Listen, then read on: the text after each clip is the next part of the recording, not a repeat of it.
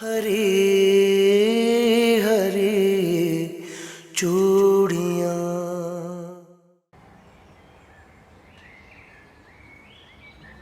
मैं तुम्हें और रोक नहीं सकती। जानती हूँ इतने महीनों में तुम्हारे यहाँ रुकने से तुम्हारे कारोबार को नुकसान है।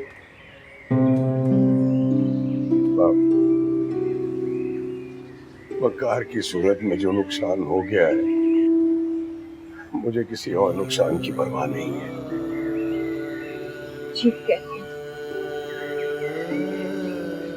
इस खानदान का अकलौता बेटा था।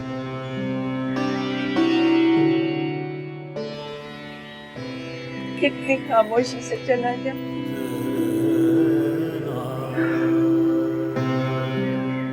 सलमा के साथ भी यही हुआ था अम्मा। बीमारी ने उसे मौका ही नहीं दिया संभलने का। खुदा तुम पर अपना करम करे मेरे बच्चे। हाथ खाली हो गए अम्मा। दुआ के लिए हाथ उठाता हूँ तो शिद्दत से एहसास होने लगता है कि वकार अब जिंदों की फहरिस्त में नहीं है।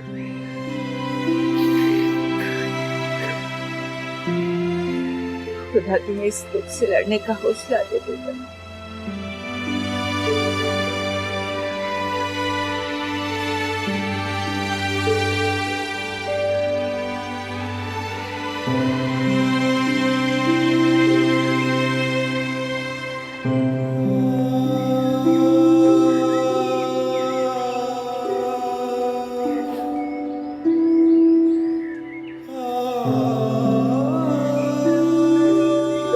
साथ मेरी बच्ची बहुत अजियत।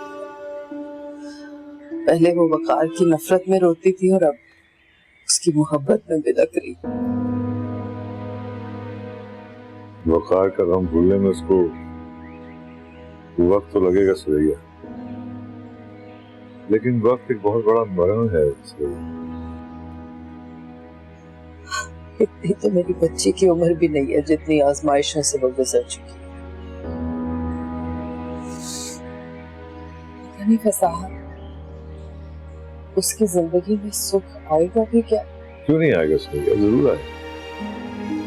जिस सब्र से इमन ने हालात का सामना किया, खिदमत की है वकार की, लड़ी है हालात से, इंशाल्लाह अल्लाह मियां जरूर अजर देगा उसे, बड़ा सवाब देगा इंशाल्लाह। तो भाईजान के साथ जब मैं फादा खानी करने गया था वकार की खबर पे, अली भी आया हुआ था।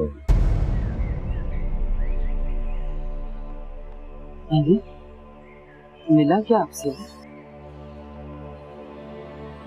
जनाजे में भी था, जान के नहीं मिला शायद।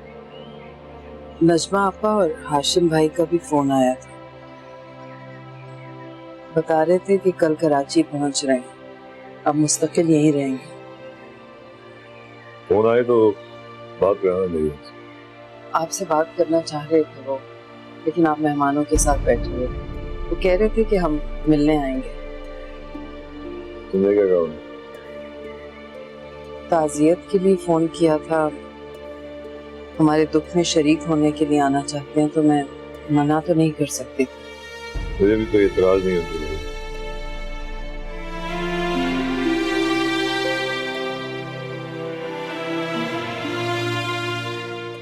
और अगर अली आना चाहे तो?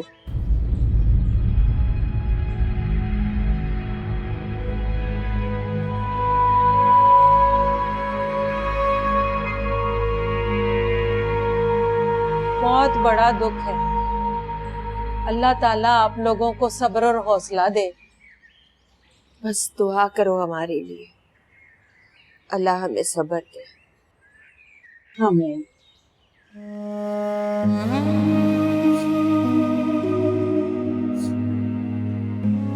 अली कैसा है? सुरैया ने बताया कि अली को बहुत अच्छी नौकरी मिल गई है। बस जी अल्लाह का एहसान है। आप दुआ करती रहा करें अली के लिए। मेरी तो तमाम दुआएं तुम लोगों के साथ है। तुम लोग हमारे अपने हो, दूर हो या करीब, दुख दर्द हमारा साझा है।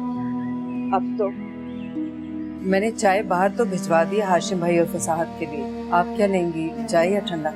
अरे नहीं सुरैया नहीं, मैं तो बस अफसोस के लिए आई थी, मुझे कुछ नहीं चाहिए, बैठी रहो। आप सुनाएं। बस बेटा, गुजर रही है। कयामत तो गुजर गई, बस सब गुजर रही।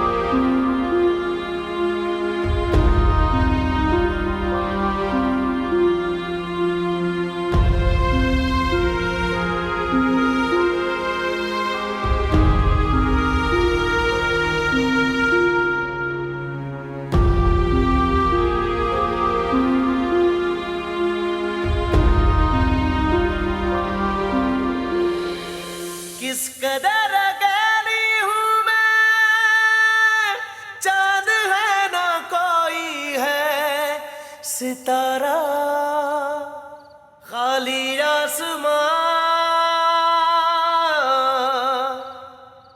दूधिया कलाई में गूंगी हो के रह गई है अब तो मेरी चूड़ियां, हरी हरी चूड़ियां।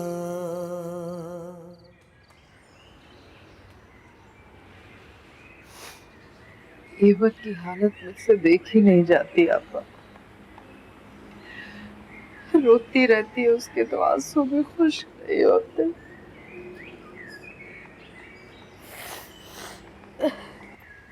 ईमन ने तो ये रिश्ता निभाने की बहुत कोशिश की। अली मुझे बता रहा था कि ईमन के दुख की शिद्दत का तो हम अंदाजा भी नहीं कर सकते। हमने उसे जिस बंधन में वकार के साथ बांधने की कोशिश की, उस बंधन ने उसे सिवाय दुख और तकलीफ के कुछ भी नहीं दिया।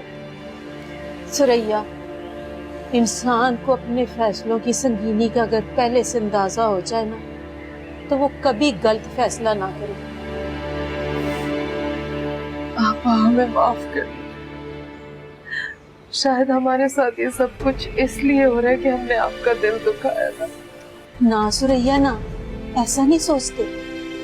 अल्लाह ने चाहा तो हमारी ईमन फिर से खुशियां देखेगी।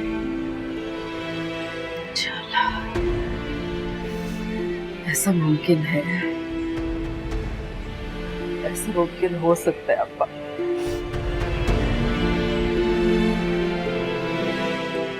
अगर आप चाहे तो।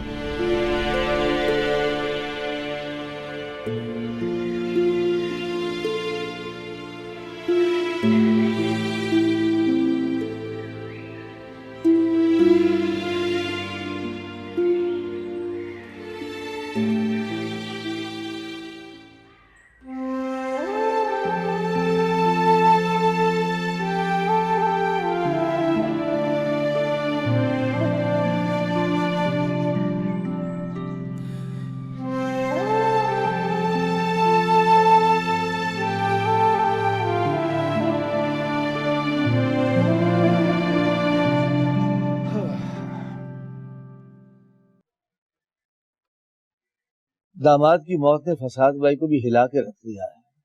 जाहिर सी बात है, दामाद भी तो बिल्कुल बेटों जैसा होता है, और वकार तो वैसे भी उनका सक्का भतीजा था। वैसे फसाद भाई की बातों से यूं लग रहा था कि जैसे वो एमन और अली के रिश्ते में फिर से ख्वाहिशमंद हो। क्यों, कोई बात की है उन्होंने? नहीं, साफ लफ्जों में तो कुछ नहीं कहा, लेकिन अली का जिक्र बहुत करते रहे, बल्कि तारीफ भी कर रहे थे। इतना सब कुछ गवा के ना उन्हें मेरे बेटे के गुण नजर आने लग गए। अब जाने भी दो नजमा बेगम, अब उनकी तरफ से अपना दिल साफ कर लो। हाशिम, मेरा तो दिल साफ है और मैं उनके दुख को भी समझती हूँ, पर अफसोस की बात है उन्होंने हमारे दुख को दुख नहीं समझा। ओहो, फिर वही बात। अच्छा भाई, गलती हो गई, नहीं करूंगी अब। मुझे फसाद भाई की बातों में पछतावा महसूस हो रहा था। सुरैया भी मुझसे इस बारे में बात कर रही थी। तो तुमने क्या कहा? क्या कहना है, एमन तो अभी इद्दत में बैठी है, मैंने कहा इद्दत से फारिग हो जाए तो फिर बात करेंगे। अरे वाह वाह वाह वाह, अब तो बड़ी समझदारी की बातें करने लगी हो। हैं?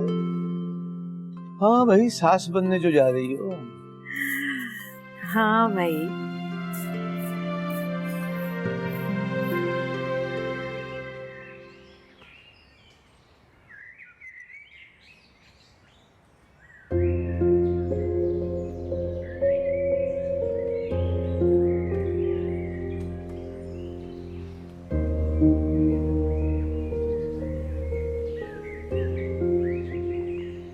क्या सोच रही हो?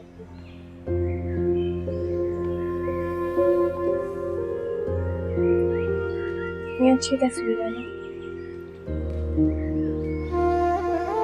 इस तस्वीर को देखकर क्या मिल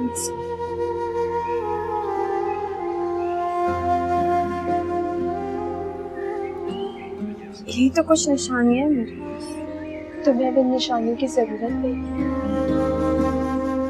तुम मुझे अपना साथ देना था, तुम दे चुकी।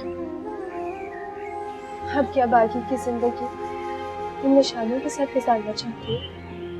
क्या चाहती हो तुम? क्या करूं मैं? हाथ पे फर्ज खुद भेजो। मैं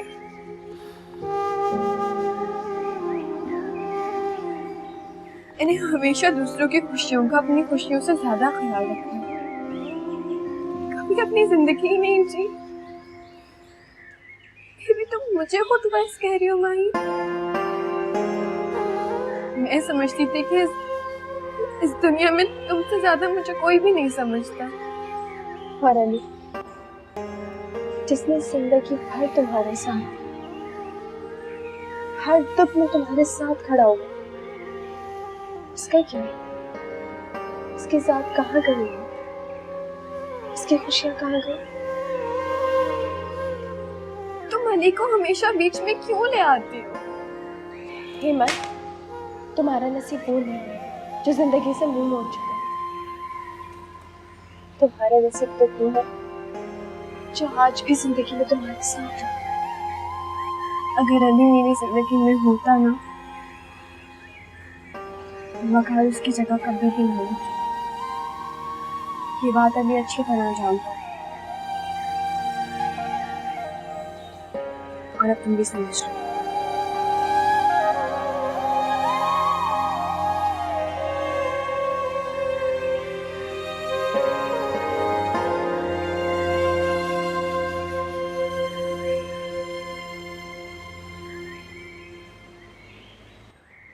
इस बात का जिक्र किसी से मत करना। अभी मैं चलती हूँ। क्यों बेटा, रुक जाओ ना उसके पास थोड़ी देर और। अभी मेरे अंदर हिम्मत नहीं है उसके पास रुकने की। क्यों, क्या हुआ? वो वकार भाई की यादों के सहारे, उनकी निशानियों के सहारे बाकी जिंदगी गुजारना चाहती हूँ, और वो मैं नहीं देख सकती।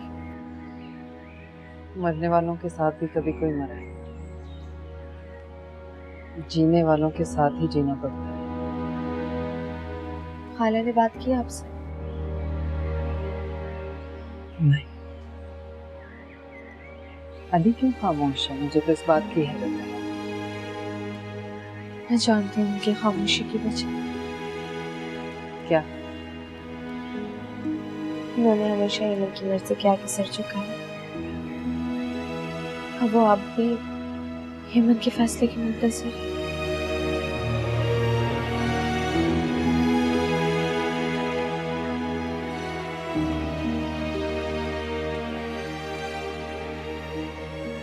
वो ज़्यादती कर रही है खुद के साथ।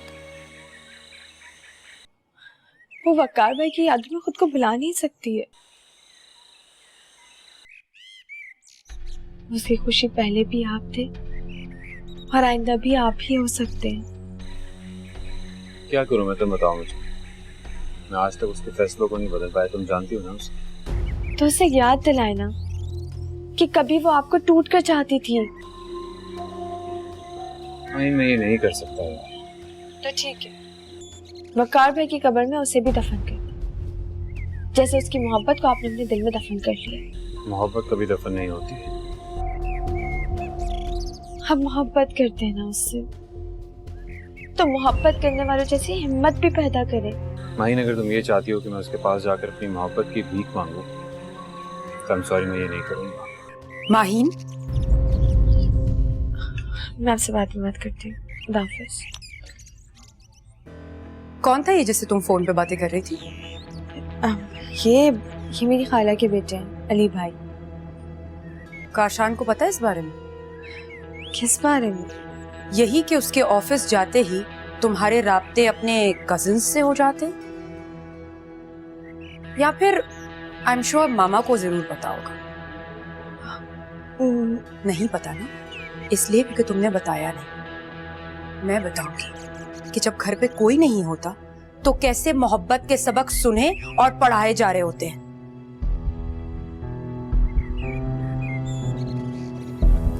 आप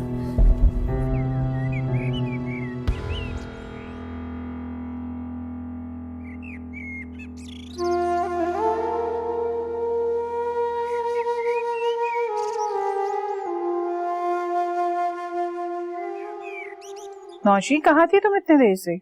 कहीं गई हुई थी और अच्छा हुआ चली गई, नहीं जाती तो आपकी बहू की करतूतें मेरे सामने कैसे आ गई।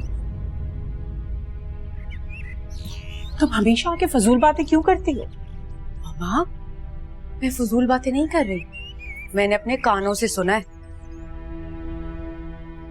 ये किसी अली से फोन पर बातें कर रही थी,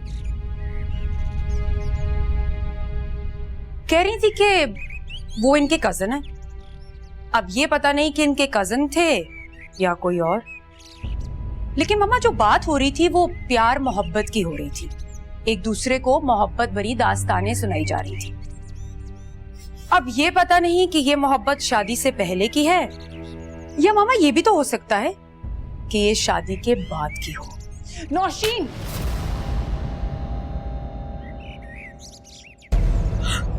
मेरे घर में आग लगाने की बिल्कुल जरूरत नहीं।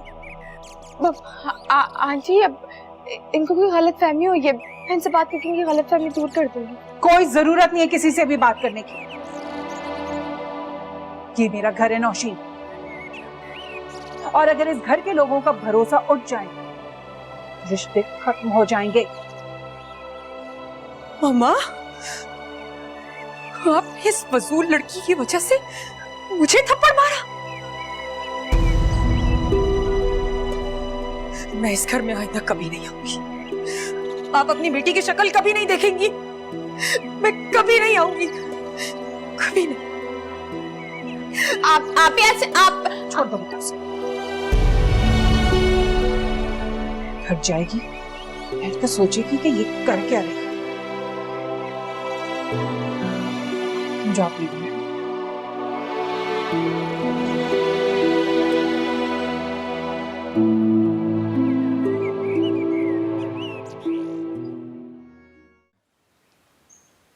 एमन की इद्दत के बाद नजमा और हाशिम भाई मिलना चाह रहे हैं आप। 100 बार पाए, उनका अपना घर है। अम्मा, वो अली और एमन के रिश्ते की ख्वाहिश अब भी उनके दिल में है। अम्मा खामोश क्यों है आप? बेटा अब मैं और क्या कहूँ। मेरा पहला किया हुआ फैसला इतना भयानक साबित हो चुका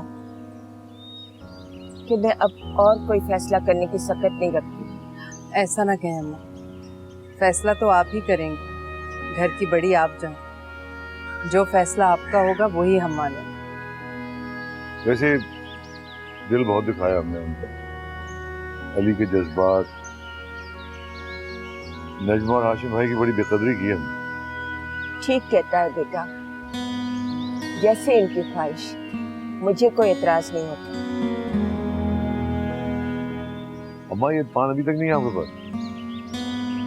मुझे नहीं मंगवा के देती, एक पान और एक शक्कर में कंजूसी करती है।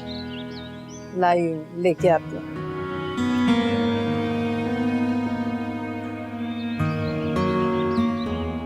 मामा ने जो किया बिल्कुल ठीक है। लेकिन काशान वो बेटी है इस घर की। माँ बाप जब बेटी से मुंह मोड़ लेते तो बेटियों को बहुत तकलीफ पहुंचती है। तो तुम क्या चाहती हो यार, कि मामा जाए उसको राजी करें जाके? मैं ये कब कह रही हूँ कि मामा जाए, हम दोनों चलते हैं। तो मेरी बहन को भी जानती हो, नहीं पता जान से मार देगी वो तुम्हें। कुछ नहीं करेगी क्योंकि उन्हें पता है कि गलती उन्हीं की है। काशा, उन्हें गुस्सा इस बात पे नहीं था कि मैं फोन पे बात करी, उन्हें गुस्सा सिर्फ इस बात का था कि मामा ने उनकी बात नहीं मानी। वो उस वक्त तक नहीं मानेगी जब तक मामा उसे खुद नहीं कॉल करेगी। अब आपको यकीन है कि अगर मामा कॉल करेंगे तो वो मान जाएंगे? बिल्कुल। तो ठीक है, मामा से मैं बात करूंगी। आप बस ये सोचें कि मुझे, मामा को और आप ही को आपको कहाँ जला के लेके जाऊं। ऐसा है? अच्छा आता हूँ। ठीक है।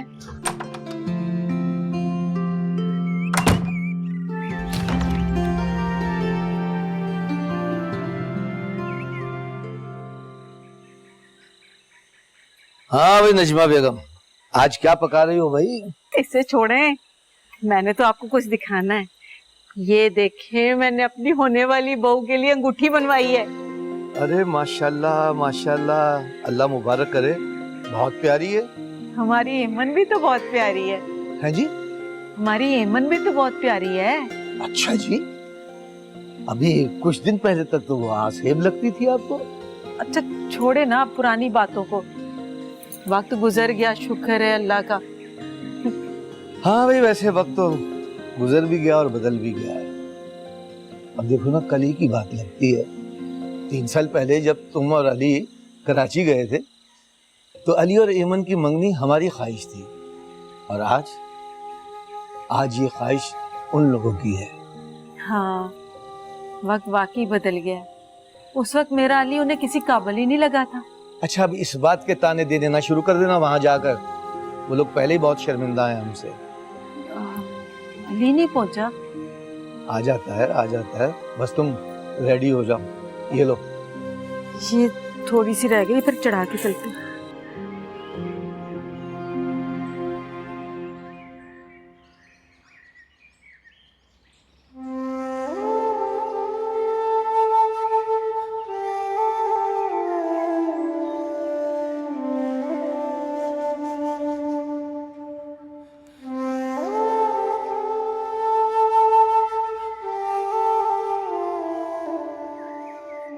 अरे एमन, कब से तुम्हें सारे घर में ढूंढ रही हूँ। चलो जाकर अपनी अम्मी की मदद कराओ किचन में। क्यों, कोई आ रहा है क्या? तुम्हें नहीं पता? नहीं, मैं तो सो रही थी। सर में बहुत दर्द है मेरे आज। अली का फोन आ रहा था तो मेरी आंख खुल गई। तुमने अली से बात की? बहुत अजीब सा हो गया। उसके पास मुझसे बात करने के लिए कोई अल्फाज ही नहीं है। और आज तो तुमने भी बात नहीं की।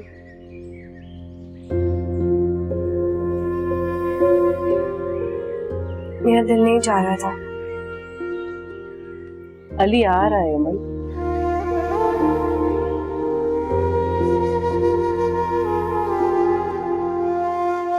तुम्हारी इन सूनी कलाइयों में एक बार फिर से वो हरे रंग की चूड़ियां भर आए। ये क्या कह रही हैं आप? मैं सच कह रही हूँ, तो तुम्हारा रिश्ता मांगने वाला है। ये रिश्ता नहीं हो सकता, समझे आप लोग? कैसे पागलों जैसी बातें। आप लोग सोच भी कैसे सकते हैं कि मैं इतना सब कुछ होने के बाद भी हनी से शादी करूंगी? मगर गुड्डी बाजी बस।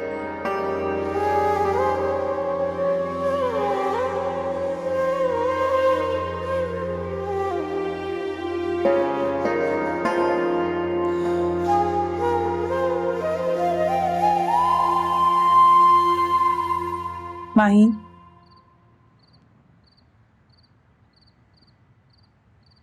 जी आंटी। मैं बाकी बहुत शर्मिंदा हूँ। नौशीन ने जो बातें भी तुमसे की। अरे नहीं आंटी, आप क्यों शर्मिंदा हो रही? आपने कुछ थोड़ी कहा है। और नौशी आप ही को भी मिसअंडरस्टैंडिंग हुई है ना, यकीन जाने वो भी ऐसा ना कहती। कितनी अच्छी हो तुम। किसी की गलती को तुमने कितनी आसानी से जस्टिफाई करती हो। अच्छा, वाकई? सोच लें तो बस ठीक है। आप मेरी एक बात मानेंगी? बोलो। वो आंटी, आप नौशी माची को फोन कर लो, उनसे बात कर लो प्लीज। मैं उसे नहीं कॉल करने वाली। उसकी गलती उसे एहसास होगा तो खुद कॉल करेगी। उन्हें अपनी गलती का एहसास है, वो सिर्फ आपकी कॉल की मुंतज़िर है। प्लीज। तुम कह रही हो तो मैं कॉल करूंगी।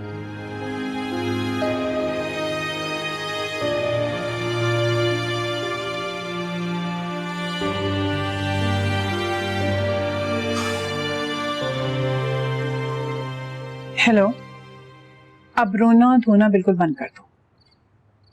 नौशी, तुम अच्छी तरह जानते हो मैंने तुम पर क्यों हाथ उठाया।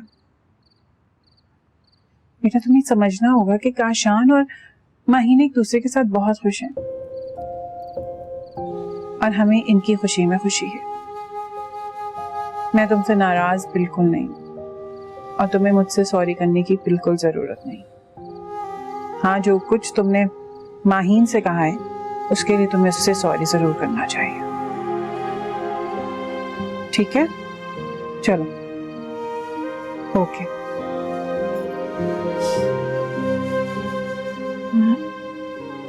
आंटी मेरी बड़ी है, मैं नहीं चाहती कि वो मुझसे माफी मांगे। मैं तो बस ये चाहती हूँ कि वो हम लोगों से नाराज ना हो। अच्छा, एक बात मानोगी? जी बोले। जिस तरह काशान और नौशीन मुझे मामा कहते हैं ना, मुझे आंटी मत कहा कर। बेटा, मुझे एहसास हो गया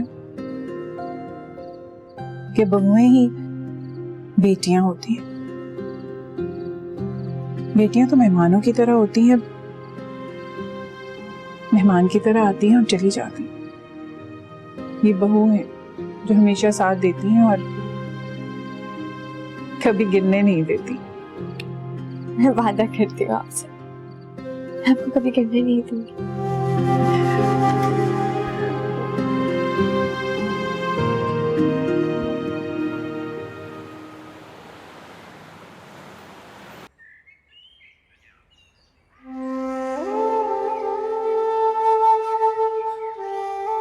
अच्छा ठीक है, मैं तुम्हारे लिए खाना गरम करके लेकर आती हूँ।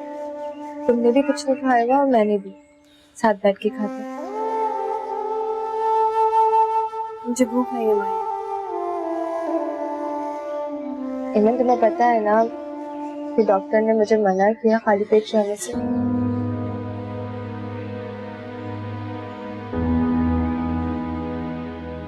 लेकर आती हूँ।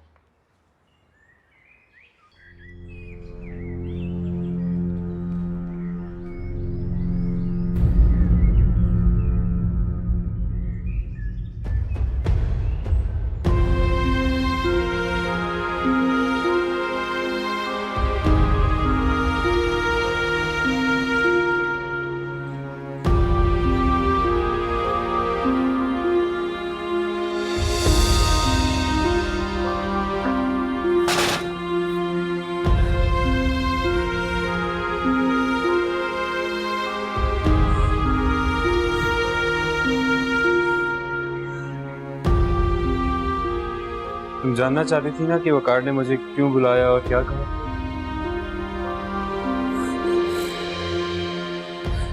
ठीक है, बता देता हूँ। उसने मुझसे कहा कि अली, शायद मुझे जिंदगी इसलिए मोहलत दे रही है कि मैं अपनी गलतियों की माफी मांग सकूं। ऐसी कोई बात नहीं है, ऐसा मत कहिए। मैं ट्रस्ट में मैं सब कुछ बुला चुका हूँ। एमन का भी यही कहना था कि तुम मुझसे नाराज नहीं होगे, लेकिन मेरा गुनाह बहुत बड़ा है अली। मैंने तुम दोनों के किरदार पर शक किया। इन सब बातों का वक्त नहीं है। तबीयत खराब है, प्लीज टेंशन ना लीजिए, सब कुछ ठीक हो जाएगा। जानते हो अली, मेरी जिंदगी की ख्वाहिशमंद एमन है,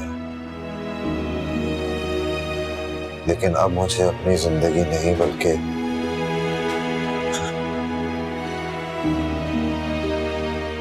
एमन की खुशियों भरी जिंदगी की ख्वाहिश है। और मेरी ये ख्वाहिश सिर्फ तुम पूरी कर सकते हो। आप इंशाल्लाह बिल्कुल ठीक हो जाएंगे। आपको लंबी जिंदगी दे, आपको पॉजिटिव रहना है, हिम्मत नहीं हारनी।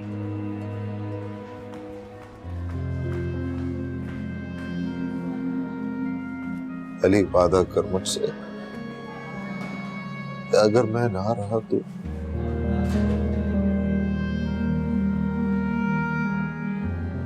तुम एमन को वो सारी खुशियां दोगे जो मैं नहीं दे सका। ओके प्लीज वादा करो मुझसे।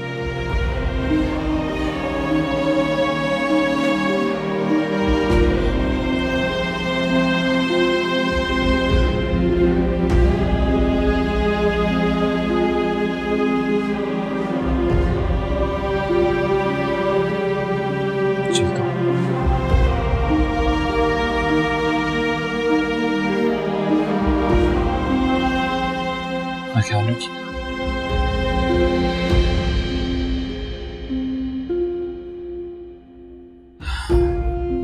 अली,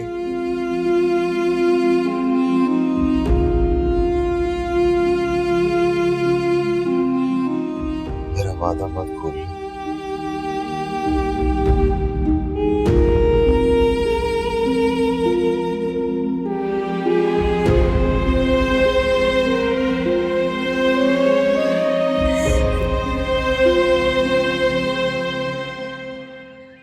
और कितना इंतजार करोगे मेरा? दिल है दो भी तो क्या, धड़कने एक है, सुन जरा, सुन जरा। सिर्फ 4 महीने और 10 दिन।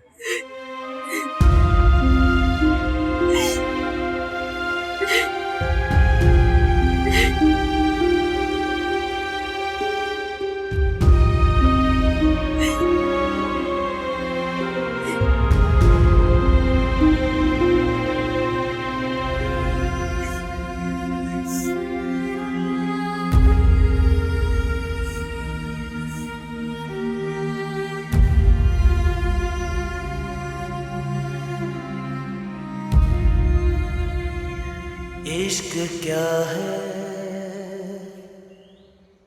पास हो के भी दूर दूर रहना।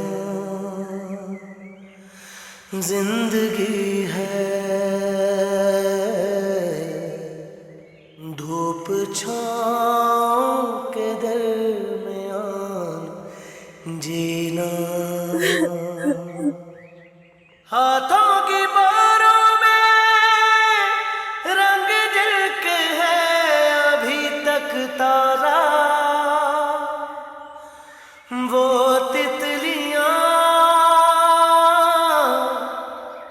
दिल के हर कोने में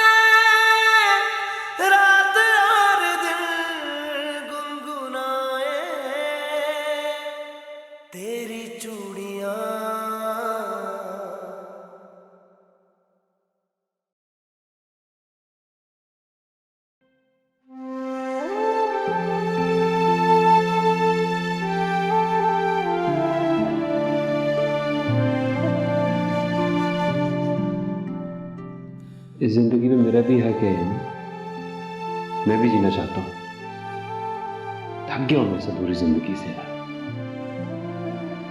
और मैं आज इस यकीन के साथ यहाँ से जाऊंगा कि मेरी शादी जब भी होगी सिर्फ और सिर्फ तुमसे होगी।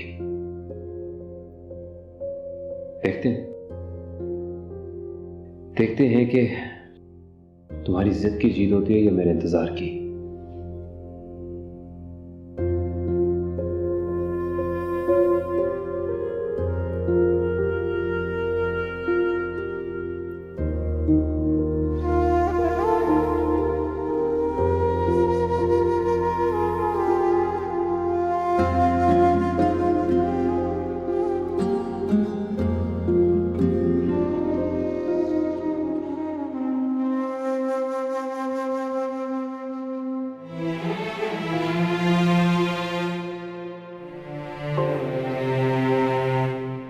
इश्क क्या है पास हो के भी दूर दूर रहना,